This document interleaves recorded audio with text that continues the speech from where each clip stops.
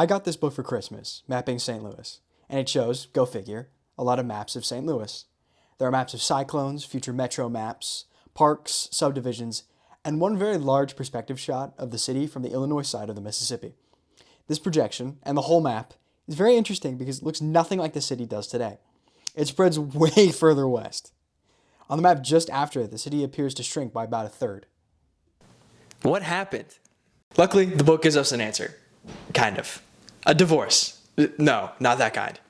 The Great Divorce between St. Louis City and St. Louis County in 1877. And this border does not just make for a cool fun fact, or a clickable YouTube thumbnail, or a more interesting map of the area. Everything has been affected. Population, composition, politics, wealth inequality, healthcare, and all aspects of civic life. Some could say that this one line not only changed the map, but completely sealed the fate of St. Louis, Missouri.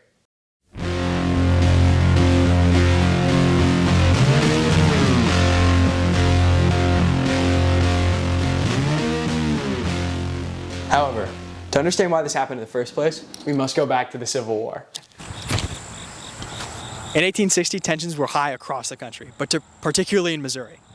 Missouri had entered the Union as a slave state in 1821 with the Missouri Compromise, but most of the state chose not to secede during the Civil War.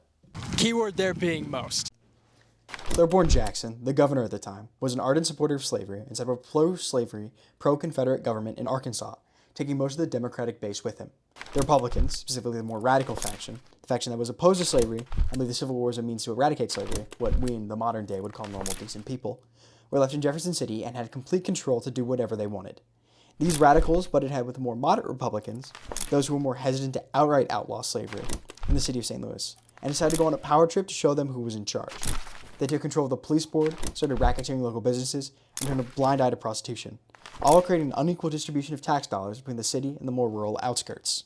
The places outside the city, the county, if you will, were more than happy to let this happen, as they were more aligned with the government in Jefferson City than they were with the people of St. Louis. This soured relations between the two, setting the stage for the Great Divorce.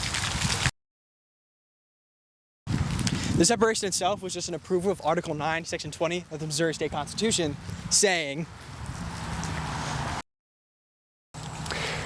"The county of the city and county court of the county of St. Louis shall, at the request of the mayor of the city of St. Louis, meet in joint session and order an election to be held as provided for general elections by the qualified voter of the city and county of a board of 13 freeholders of such city or county, whose duty shall be to propose a scheme for the enlargement and definition of the boundaries of the city, the reorganization of the government of the county, the adjustment and of the relations between the city, thus enlarged, and residue of St. Louis County and the government of the city, thus enlarged." Which essentially means that the mayor can call for an election to determine if the people want to split the city from the county, and then 13 land-owning members of the county government will come together and figure out the logistics of that deal. On August 22, 1876, the whole county went in to vote on the measure, and it nearly passed by a few hundred votes. Which, allegedly, faked and stuffed. It took a very long court battle, a lot of mudslinging, and finally a judicial recount to determine that the lead had expanded to over 1,000 votes. And, in 1877, the deal was finalized, and the city was changed forever.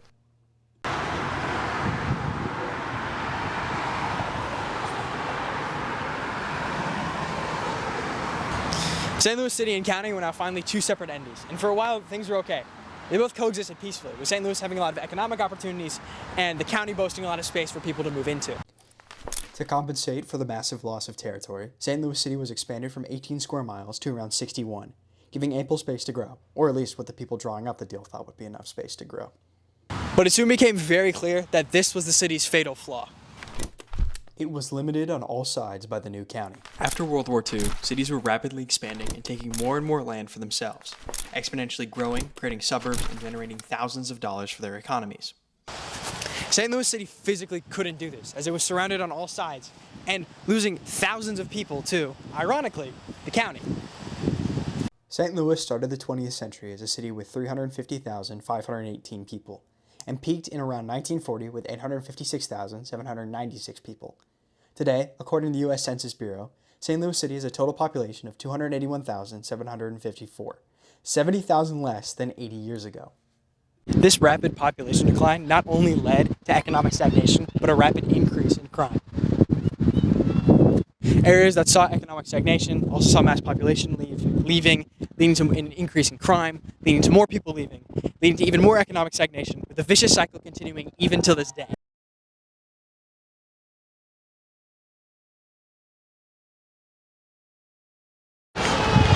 It feels like the answer should be more complicated. That the Great Migration, a recession, or a natural disaster doomed the city of St. Louis.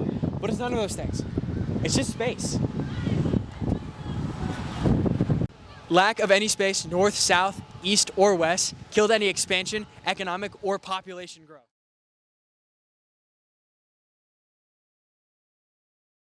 And somewhat ironically, a lot of that outward growth was absorbed by the county. The choice of one line, one decision, and 1,000 votes irreversibly impacted the city of St. Louis for 100 years.